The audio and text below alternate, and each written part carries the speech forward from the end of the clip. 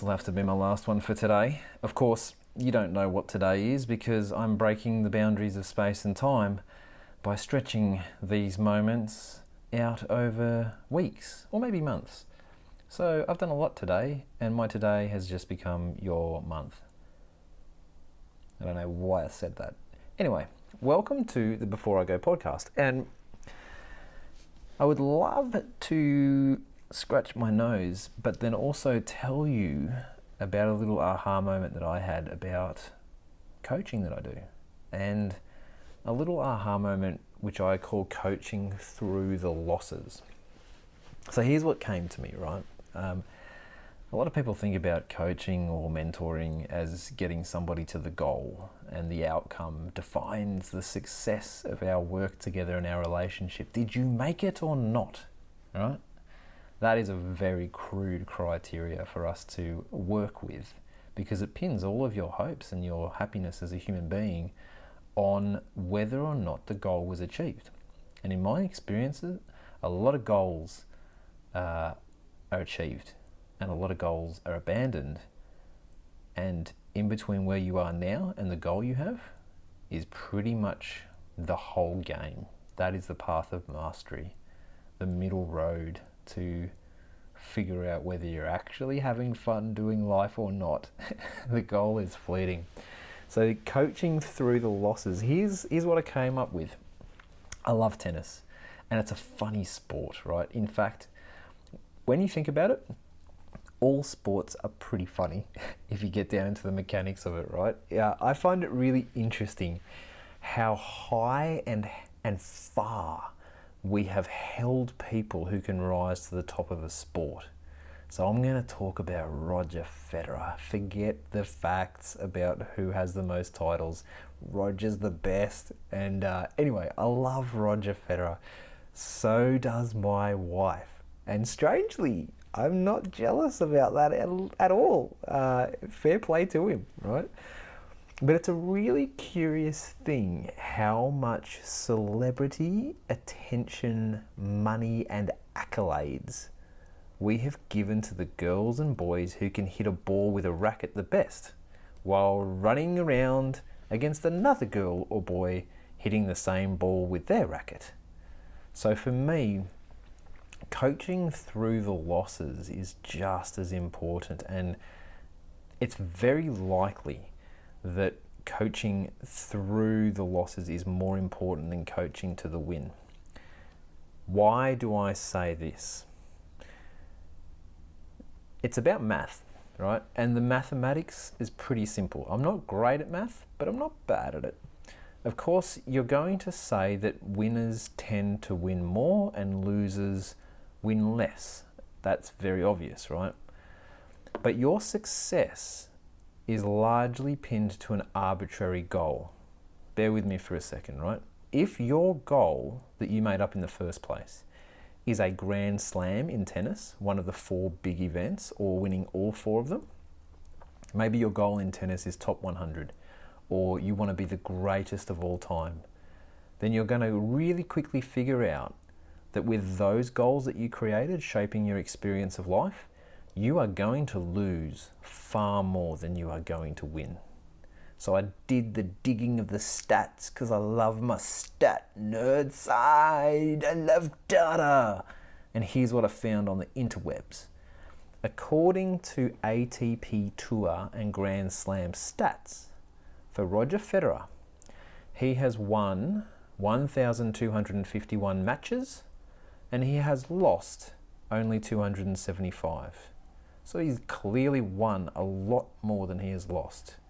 Now, if Roger's goal was I would like to win more games of tennis than I lose, he is smashing it. However, if Roger's goal is I want to win the most career titles of anyone ever, then we get a very different outcome. So even though he's won over 1,200 matches and he's lost 275, he has only claimed 103 titles. So if my maths isn't stuffed, that means Roger Federer has lost nearly 3 times as many tournaments as he has won. Assuming every time he lost a match, he was knocked out of a tournament. Forgive me if I'm a little out on the figures, but just come with me on the narrative for a minute, right? So, he has won 103 titles, but he has had 275 losses.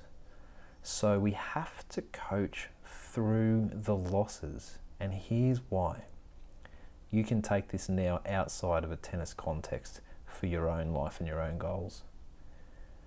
If you took every loss seriously, like it was life and death, you are not gonna make it. If Roger Federer took every loss seriously, he wouldn't make it. A loss is a loss. Move on. A win is a win. Move on. Of course, live and die in the moment. Soak up the victory. Feel the defeat. Then remember the now and move on. There are some really powerful things that help me stay in the now and remind me whether I am in what we would call good times or bad times. They don't really matter as much. Here's what really kicks in for me that I hope you make your own sense of as you walk your path. Innate health is the first thing.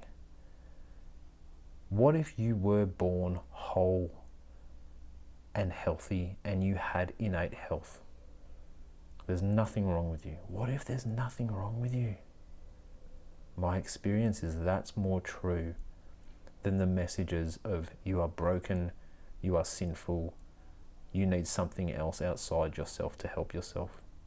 Innate health is powerful and it blends into non-duality, because if you have the indwelling power of life itself in you and of you, I'm backing that horse every day of the week to be able to come up with the miracles that you so desperately think will be found outside yourself. Innate health, non-duality, and knowing that who you truly are is of far more significance than your win-loss record. That's why one of the most powerful questions we are all called to ask and answer is, who am I? Because until you answer that question, who am I, you're gonna put a lot of stock in your win-loss record. It's the greatest insight you can ever have, right? You are of more significance than your win-loss record. When you realize this, then you can get back to playing the game of life. It's just a game, right? This life thing is just one big creative make it up as you go game. There's rackets and balls everywhere. What's the score? It doesn't matter unless you want it to matter. But it doesn't matter. Good coaches and great human beings guide you back to who you really are. They prepare you to go through the losses, because statistically speaking, you're going to have more of them than wins. As the saying goes, I love it. Prepare the child for the path, not the path for the child. If you feel like your life path has been laid out for you and you are living into some sort of script or predestined way of living, and you feel uneasy about that, consider this. Has the path been prepared for you, or is it time for you to fire up, buttercup, and tread your own path?